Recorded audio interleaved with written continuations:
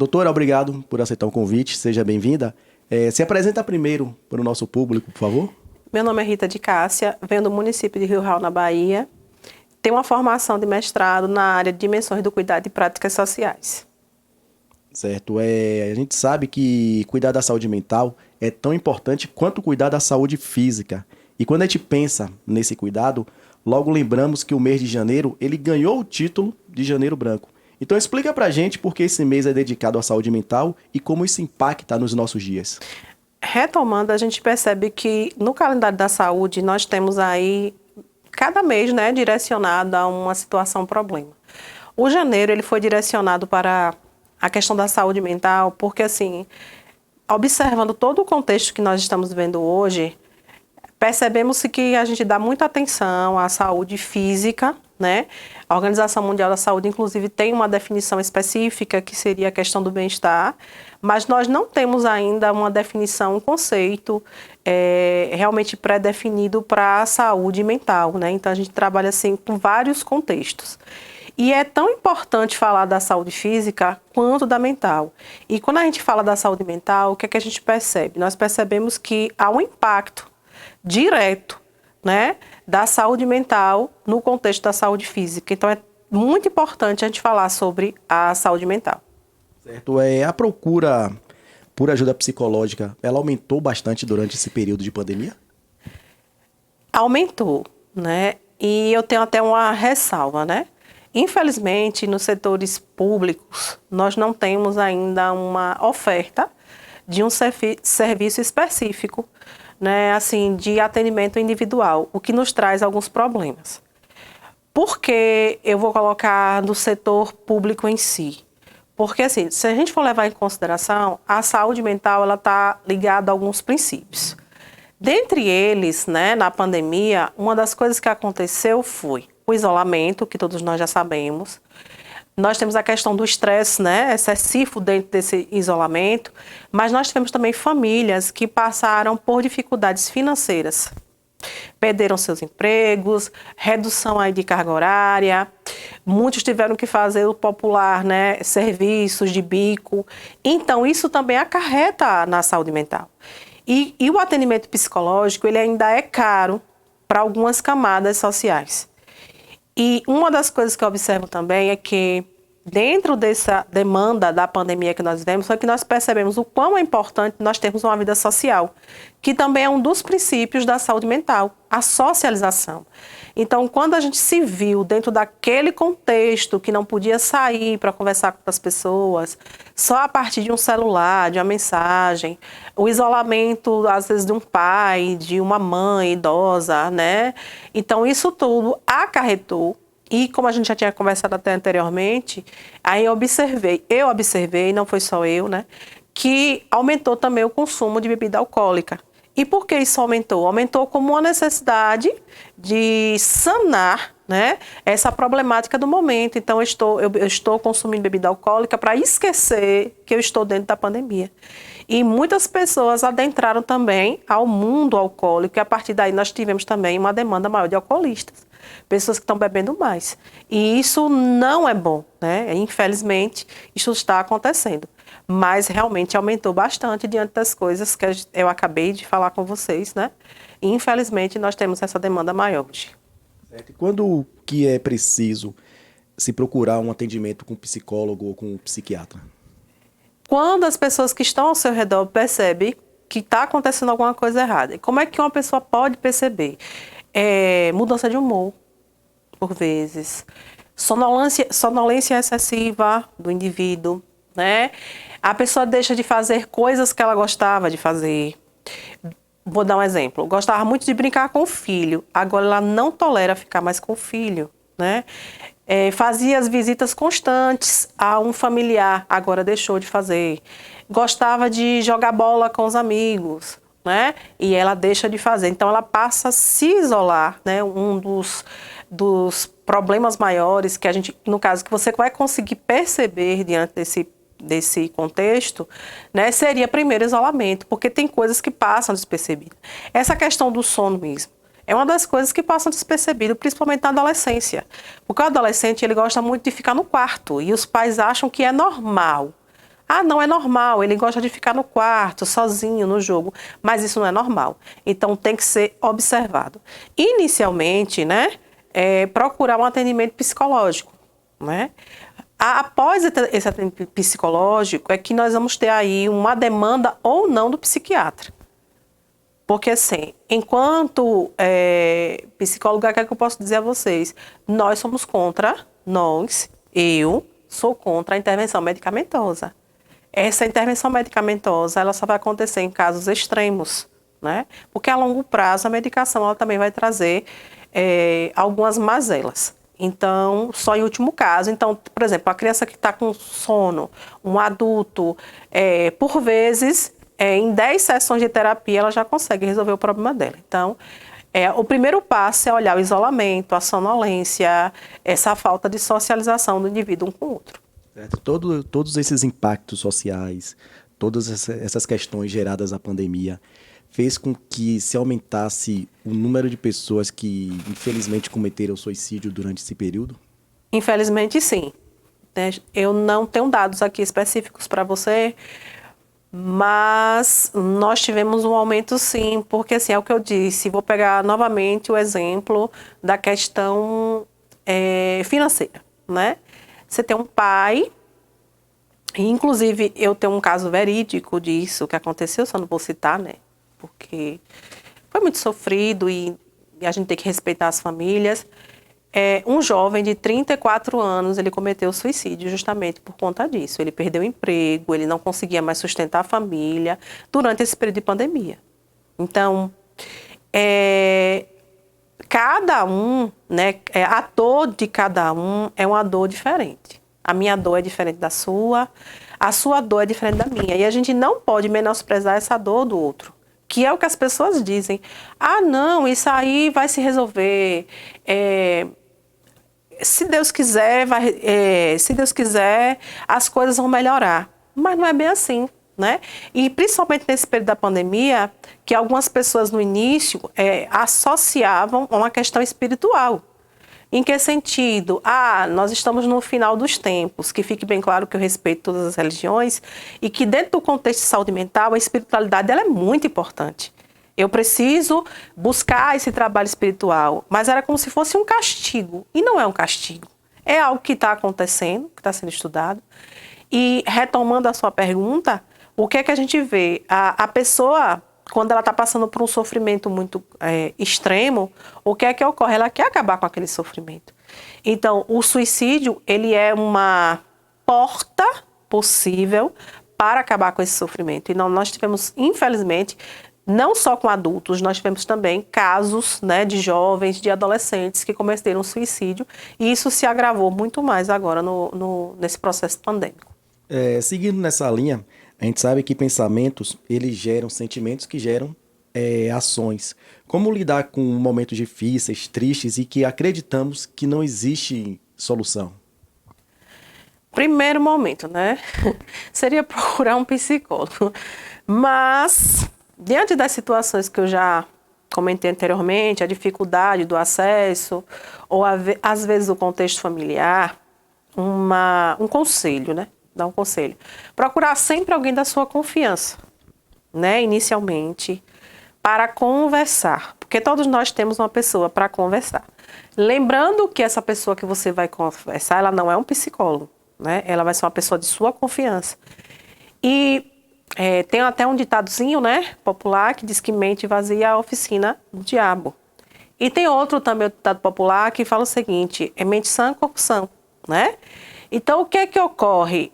Você conversando com outra pessoa, que seja de sua confiança, provavelmente essa pessoa vai perceber o que está acontecendo com você e pode buscar essa ajuda. Lembrando que as pessoas de confiança inicialmente é sempre alguém da família, eu acredito, né? Que seja alguém da família. Então, sempre buscar essa ajuda quando você perceber que você está se isolando. O primeiro passo é esse. Porque o primeiro momento é sempre esse isolamento. Você não tem vontade de sair, né? Eu não quero ver ninguém, eu não quero conversar com ninguém. Então, é só a gente se observar. Por que eu estou diferente?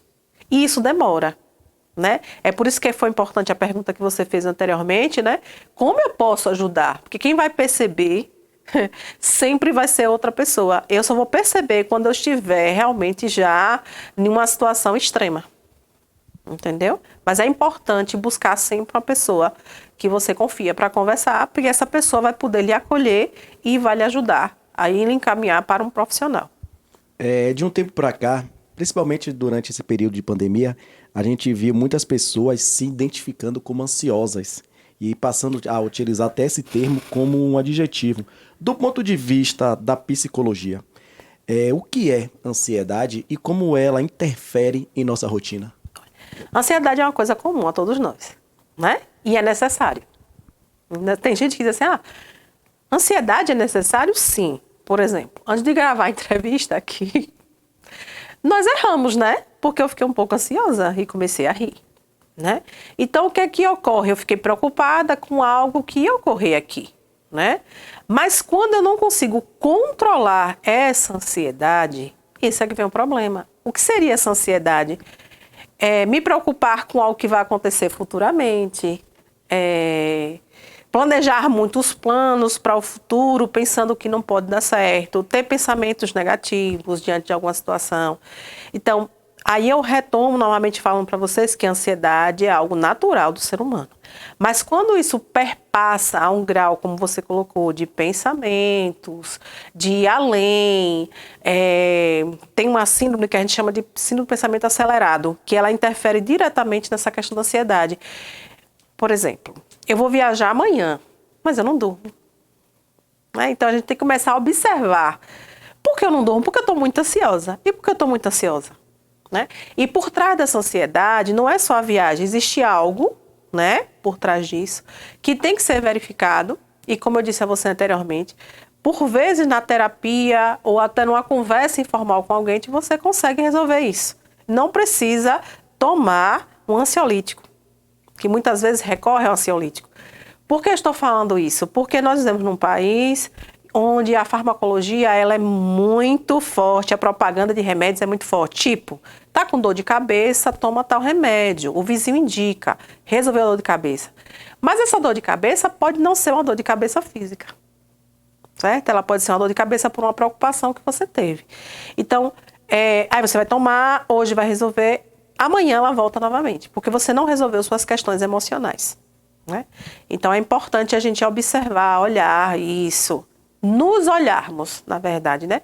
O que é que está diferente em mim? Respiração, alimentação e exercícios físicos. Como que esses itens eles podem ajudar na busca de uma saúde mental em equilíbrio? Respiração, alimentação e exercícios físicos são muito importantes. E eu ainda acrescento lazer e espiritualidade, né? A alimentação, ela está diretamente ligada a isso, porque assim, as pessoas... Aí eu volto para a questão social, que é um problema. O que é alimentação saudável? A alimentação saudável não é que é só alimentação, que eu preciso de um nutricionista, não. Às vezes são porções maiores, às vezes são a minha rotina que é acelerada e eu não paro para me alimentar, né? A falta do consumo de água, uma pessoa que não bebe água sente muita dor de cabeça. Sabiam disso? Então, quando a gente diz assim, eu preciso beber 2 litros de água por dia, as pessoas, mas exagero. Não, se você não bebe, você sente dor de cabeça, né? Eu não sou bióloga para explicar, né, na essência isso, mas você sente dor de cabeça e é falta da água. Se você passa dos seus horários de se alimentar, né? E aí vamos trazer o exemplo para a questão do trabalho, porque eu acho que é mais forte isso. Às vezes as pessoas dizem assim, eu já não tive tempo para nada, nem para almoçar, né? Então isso vai mexer diretamente com o meu equilíbrio, né, como um todo. Quando você fala aí da atividade física, é outra coisa. Às vezes as pessoas dizem assim, isso é modismo, né? Mas não é modismo. Você precisa fazer uma atividade física porque hoje, principalmente, as pessoas estão trabalhando muito em escritórios, estão trabalhando muito com as questões mais cognitivas. Então, eu preciso fazer uma atividade física, porque a partir dali, naquele momento também, né? Eu sempre digo que no momento que eu estou fazendo atividade física, que eu sou, né, adepta, o que é que ocorre? A gente tem uma ligação com você, né? Você gasta uma energia naquele momento e você só lembra de você. Além disso, a atividade física, ela libera, né, endorfina e outras coisas que são boas para o nosso organismo, né? Aí você falou de... Respiração, alimentação e exercícios físicos. Respiração, alimentação. Respiração. Quem faz atividade física geralmente consegue respirar bem, né? Tem é taquilalia. Eita, taquilalia. Tem pessoas que têm assim, um pensamento acelerado e elas falam muito rápido. Não sei se você já teve contato com alguém assim. A gente chama esse taquilalia.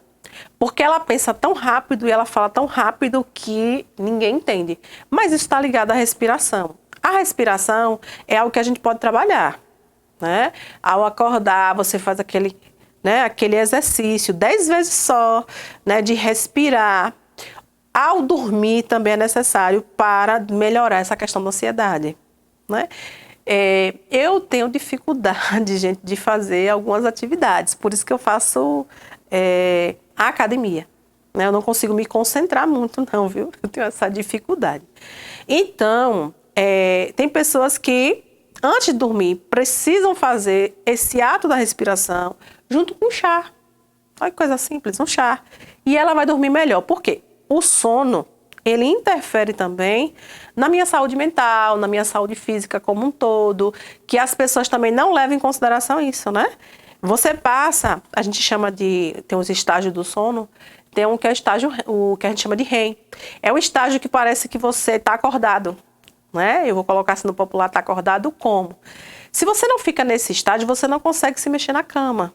Um exemplo, tem um momento que você entra no sono profundo, né?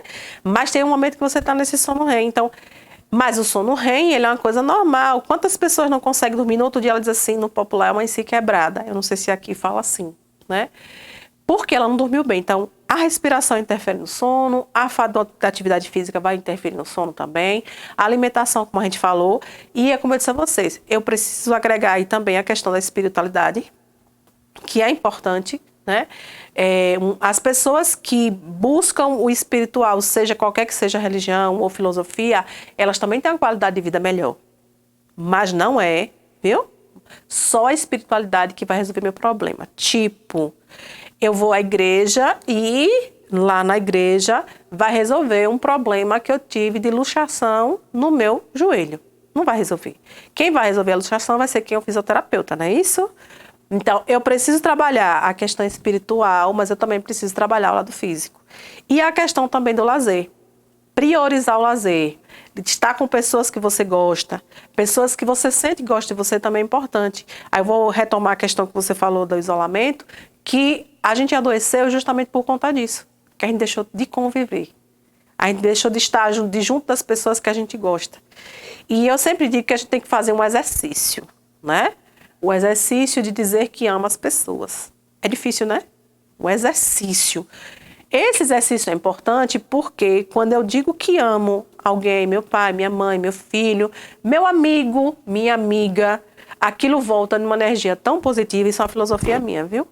Tão positiva que me faz bem também, mentalmente. Porque eu sei que tem pessoas que eu amo e que essas pessoas também me amam. Então a gente precisa também fazer esse exercício. Porque assim, a gente só faz isso quando as pessoas se vão. E é um discurso que eu utilizo como pessoa. Não hoje como uma pessoa que se formou, né, que está terminando uma formação, mas como uma pessoa que acredita que é importante você também olhar para o outro como ser humano. E isso é um reflexo natural, a força da ação e reação, viu? Tudo que a gente faz volta, de alguma forma, para a gente. Isso é uma filosofia minha de vida, independente de formação acadêmica. Doutora, antes de fazer a última pergunta, eu quero agradecer, em nome do IBDG, por a senhora ter aí aceitar o convite de vir conversar com a gente. E eu quero finalizar perguntando o seguinte, de forma resumida, o que é estar bem consigo mesmo? Estar bem consigo mesmo seria você se olhar para si próprio. E o primeiro ponto é você se olhar e se amar, né? Eu vou dar um exemplo vivo meu. Há 5 anos eu era obesa. Eu não me amava. Obesa. Eu não me vi nessa situação. Então, por que eu estou falando disso? eu não me cuidava, nem na questão física, nem na questão psicológica, porque eu estava no mestrado, né? Então, eu não me alimentava bem, tudo que vocês estão falando aí, eu não dormia bem. E aí, quando eu abri os olhos, 365 dias depois, eu estava com 20 quilos a mais. Então, a gente precisa se amar. É o primeiro fato para você estar bem. Então, assim, quais são as técnicas, né? Vamos voltar aos princípios. Primeiro princípio, busca espiritualidade. É um dos principais. Segundo princípio, é você estar com as pessoas que você gosta. Terceiro princípio, sempre faça uma atividade física. Quarto princípio, quem gosta de ler bem, lê um bom livro. Isso é muito importante. Ou a leitura não precisa ser só de um livro, pode ser de uma série, né? E o quinto ponto, né, é você buscar o seu equilíbrio financeiro também, né? Esse equilíbrio financeiro, eu não estou dizendo que é um equilíbrio financeiro que você vai estar rico, vamos colocar assim entre aspas, não. É atendendo às demandas que eu tenho necessárias para a minha vida, né? Então, e para as pessoas que estão ao redor dessas pessoas que estão passando por dificuldades financeiras, eu sempre digo, busque aquele olhar de ajudar, né? Com aqueles ditados populares que eu sempre digo, que alguém diz assim, mas você quer que eu dê o peixe? Eu tenho que dar a rede. Não, mas no primeiro momento que uma pessoa está com fome, eu tenho que dar o peixe. Então, você dá o peixe e aí você busca como ajudar essa pessoa posterior, né? Então, se cuidem em todos esses aspectos que vocês serão mais equilibrados emocionalmente. Vocês vão... É assim, a gente reflete luz, eu sempre digo isso. Quando você está bem, né, você reflete uma luz para o outro. Ah, Rita, quer dizer que eu nunca vou estar de mau humor? Quer dizer que eu não vou estar triste? Não. Isso é emocional. Nossas emoções, elas são constantes. O que eu estou falando aqui é de saúde mental.